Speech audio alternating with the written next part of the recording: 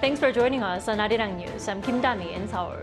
The curtain was drawn on the Paris 2024 Paralympics on Sunday, wrapping up the 12-day Summer Games in the French capital. Team Korea is coming home with 6 gold medals, surpassing its initial goal of securing 5 golds. The South Korean economy is still taking time to fully recover despite strong exports. Weak domestic consumption due to high interest rates is keeping economic growth slow.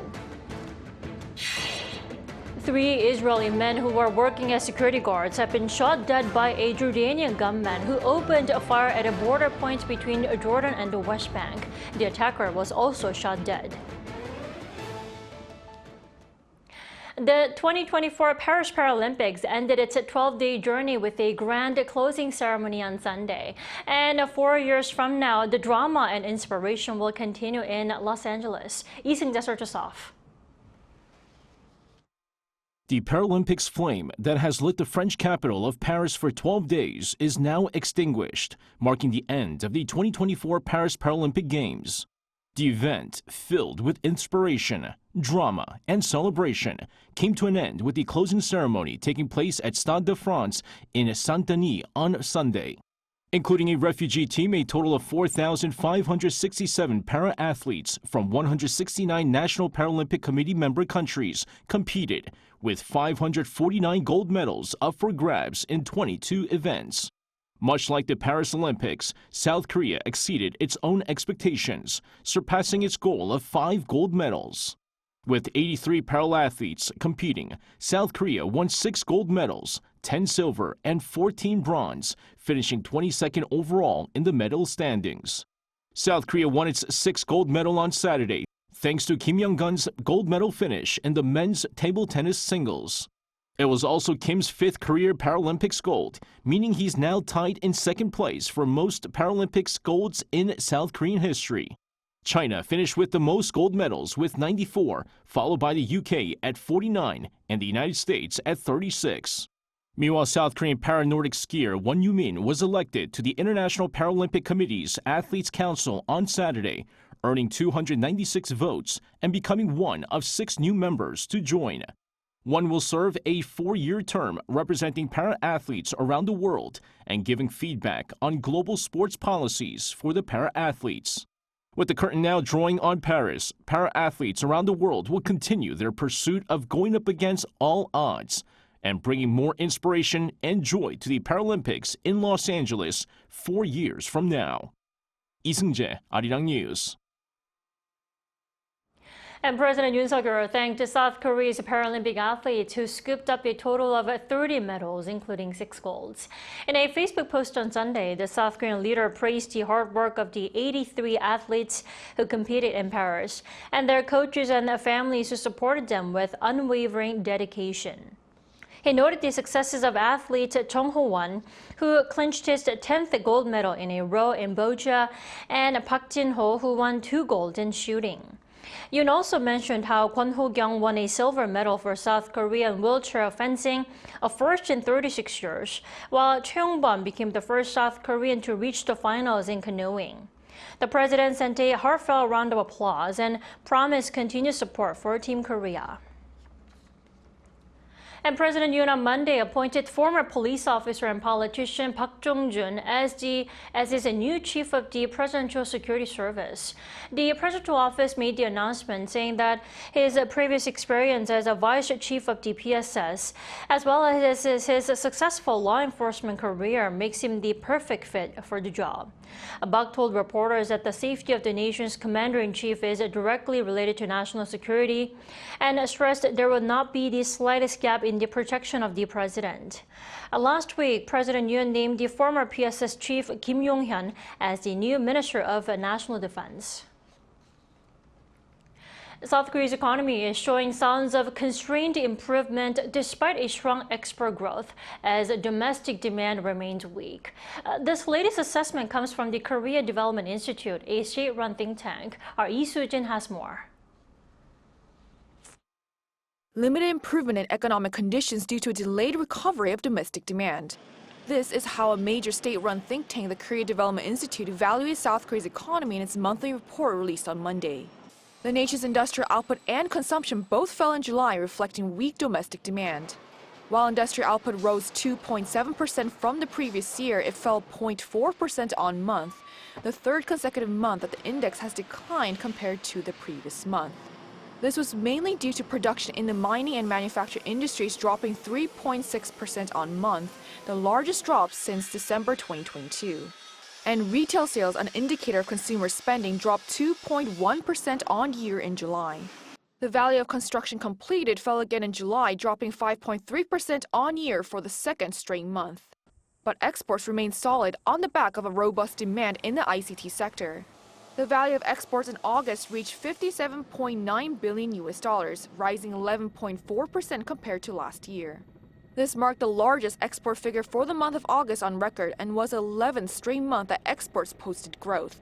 Shipments of 7 out of 15 key export items rose, with exports of semiconductors jumping 38.8% on year, computers a whopping 183.2%, and wireless communication devices more than 50%.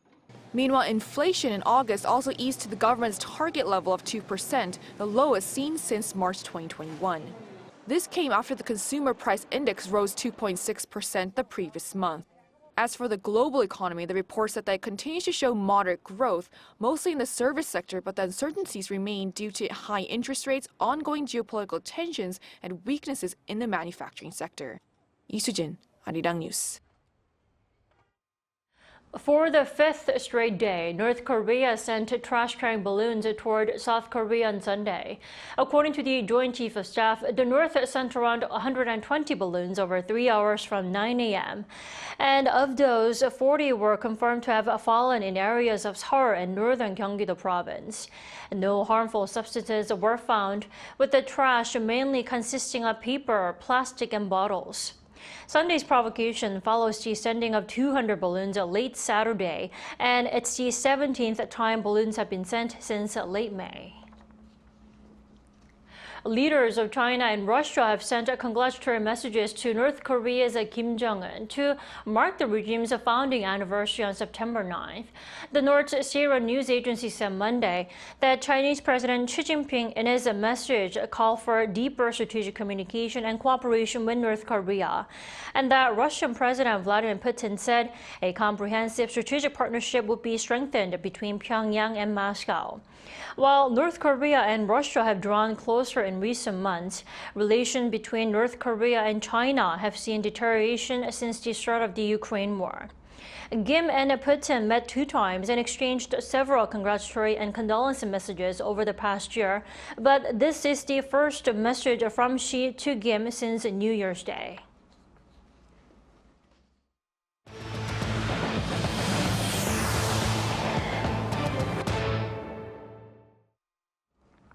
Three Israelis have been shot dead at a border crossing between the West Bank and Jordan.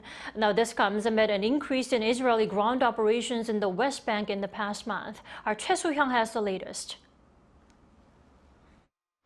3 Israelis have been shot and killed on the border between the West Bank and Jordan. On Sunday local time, the Israel Defense Forces reported that a shooter got off a truck and killed 3 people with a handgun at the Allenby Bridge crossing over the Jordan River. The IDF called this a terror attack and said the shooter was then shot and killed by the Israeli forces. According to the Times of Israel newspaper, the shooter was a 39-year-old truck driver from Jordan named Meir Diav Hussein al-Zazi, and 2 of the 3 victims were in their 60s, while the age of the other victim was not given.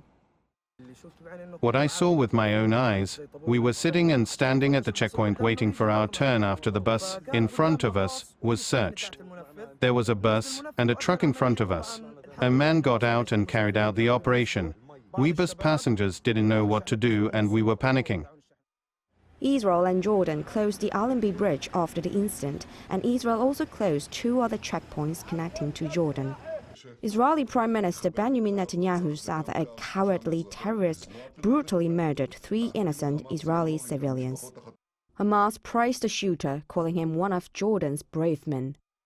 Since the end of August, Israel has been carrying out military operations in the West Bank, claiming to destroy the infrastructure of terrorism. On September 6th, a 20-year-old Turkish-American woman was shot dead by Israeli forces during a protest. The U.S. has asked Israel to investigate the incident. On September 7th, Turkey called for an anti-Israel alliance, saying that the only way to stop Israel's actions is the unification among Muslim countries. Choi Hyung, Arirang News.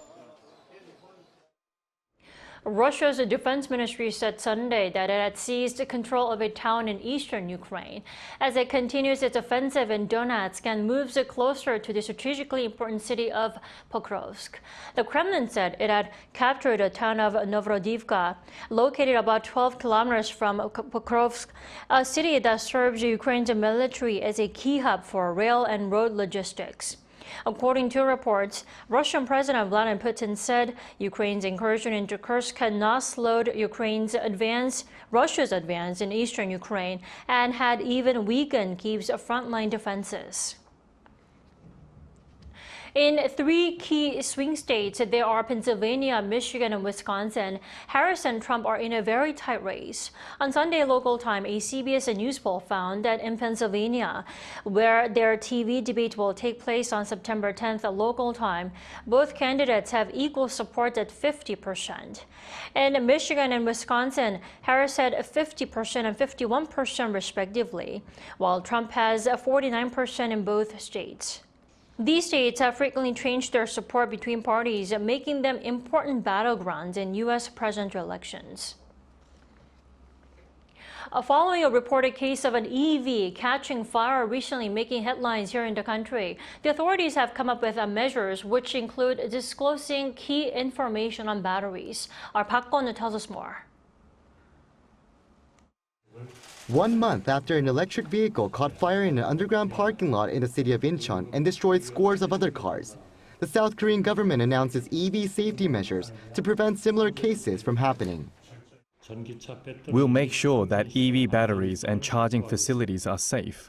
We'll check battery safety in advance and make it mandatory to disclose major information, including the battery manufacturer and technologies used. The certification system for EV batteries was originally planned to be implemented in February 2025, but has been brought forward as a pilot project. Cell manufacturers and major raw materials are now classed as major information to be revealed mandatorily, along with battery capacity and maximum output, which has already been disclosed. The government also came up with ways to protect consumers in case their electric vehicles catch fire. EV makers will have to take out liability insurance policies for their products, or they won't receive subsidies when manufacturing electric vehicles. And a battery management system that monitors the status of car batteries will be widely used in more vehicles from now on. More details related to these safety measures are set to be discussed until the end of this year. Park Jong-joon, Arirang News. Seoul Fashion Week took place here in the capital city last week, giving the world a glimpse of exciting Korean fashion. Our Yoon was there. K-pop stars NewJeans are making waves in the fashion world. Serving as the 2025 Spring-Summer Seoul Fashion Week's ambassadors for the second year, the girl group aims to elevate global interest in K-fashion. This year's Seoul Fashion Week ran from September 3rd to September 7th at Dongdaemun Design Plaza and other locations in the city. Seoul has become a fashion hotspot, with Seoul Fashion Week leading the way. The week showcases cutting-edge K-fashion and provides emerging Korean brands with a global stage. Let's dive into the fashion trends and standout moments from this year's event. Fashion industry is kind of high level, I would say, because there are a lot of brands compared to Russia, for example, and also a lot of ways to express yourself. I took lots of pictures today, over there and in front of the teddy bear. I also did some challenges. The opening fashion show featured designer Lee Mu-yeol's streetwear brand User. It kicked off the 21 runway shows scheduled over the 5-day fashion week. This year's Fashion Week was centered on the theme Sustainable Fashion. Fashion brand Parts showcased its collection to emphasize the urgent need for fashion to be more sustainable. Parts has adhered to a zero-waste philosophy using only one material for the past 13 years. The essence of Seoul Fashion Week lies in connecting brand designers and buyers, and this season features 95 brands and over 100 global buyers. Another innovative fashion event born to facilitate cultural exchange between South Korea and Italy is Milan Loves Seoul. Following its successful debut in Milan last February, the event has now landed in Seoul. An exclusive exhibition and fashion show featuring leading brands from both countries was hosted at High Street Italia, located on Gangnam's trendy Garosukil Street. The project creators view Korea as the most interesting place to create something new. This place is evolving very fast, and we think that in Italy we need this kind of networking with the Korean designers. So Milan Loves Seoul really loves Korea, and I think that Korea really loves Italy. We hope that thanks to this project, our Italian designer will open a new market here in Korea, find new business opportunity for them, but same Korean designer in Italy. Italian brand Noskra displays its collection that has a touch of the latest Korean fashion trends. Yeah, I think there are a lot of connection between Italy and Korea, especially in the fashion world. I think the product, the concept, and the silhouette are like in line with the Korean taste. For the Korean models, the show gives them the opportunity to work with Italian designers. It's such a great honor to be able to take part in this amazing event. Given the opportunity to model and represent Milan brands in South Korea. I'm so grateful, thankful. I wear the clothes for Francesca Cottone, and the color is everything, and it's so beautiful. I'm genuinely grateful to participate as model with these amazing designer brands and fabulous clothes. So I'll do my best to show you guys a great look. Seoul, brimming with style, shows how fashion can connect countries and people with a touch of chic. Yoon, Arirang News.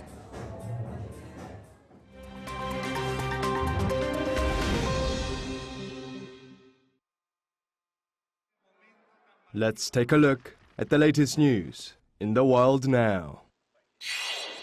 We begin today in Venezuela, where the opposition candidate for president in the July 28th election, Edmundo González, fled for Spain on Saturday, where he has been granted political asylum.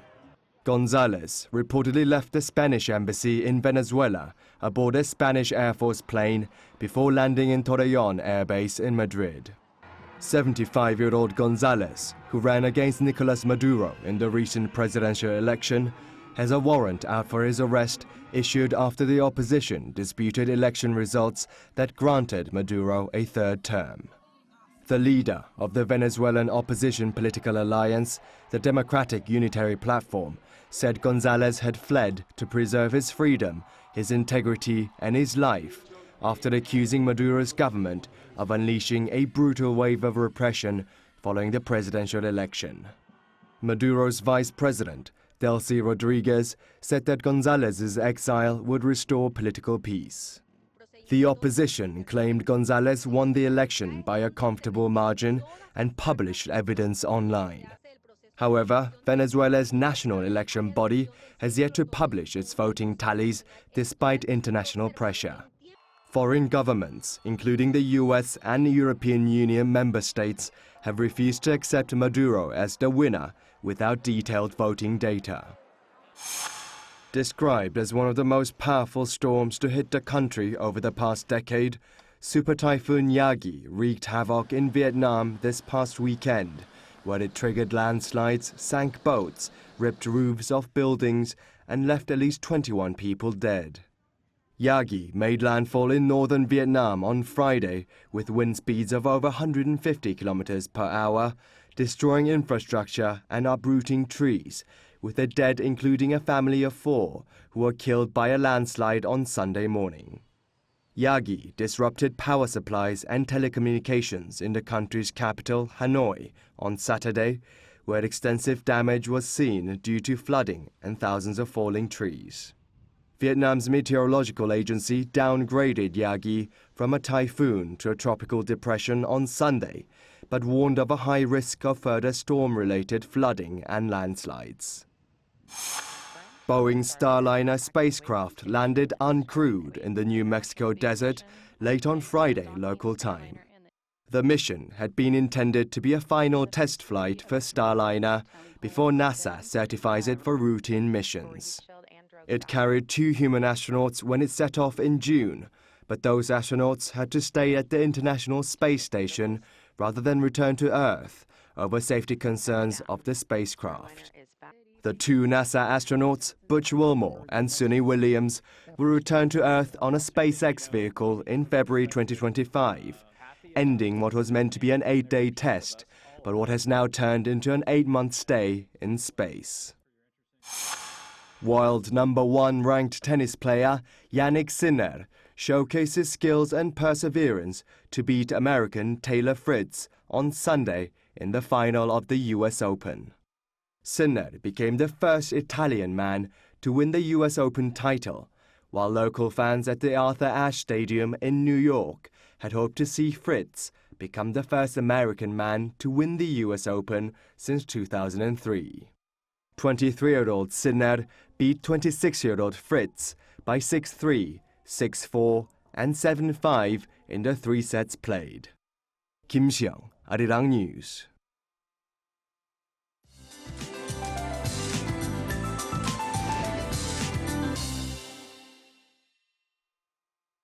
Good afternoon. The September heat wave continues with heat alerts in place for much of Korea. Parts of Jeollanam-do and Gyeongsang-namdo province are even under a heat wave warning today. Western regions look to be hotter this afternoon with highs easily surpassing 33 degrees Celsius. And the rapid rise in highs will bring sporadic rain of 5 to 40 millimeters, so please keep an umbrella handy. It will rain down heavily once it starts, and Seoul could see heavy passing rain in the mid-afternoon.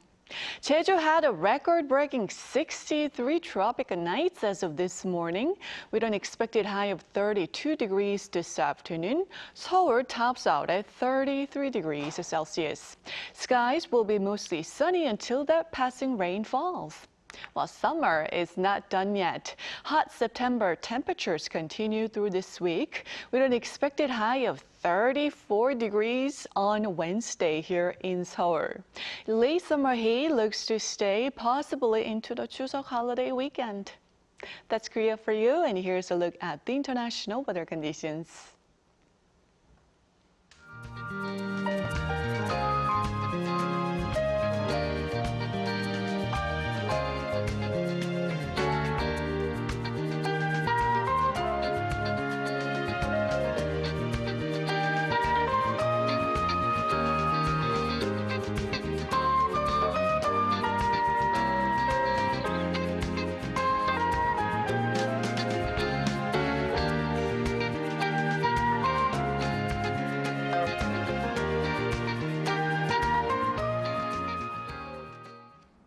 That's all we have at this hour. Arirang News will be back at 2 p.m. Korea time. Thanks for watching.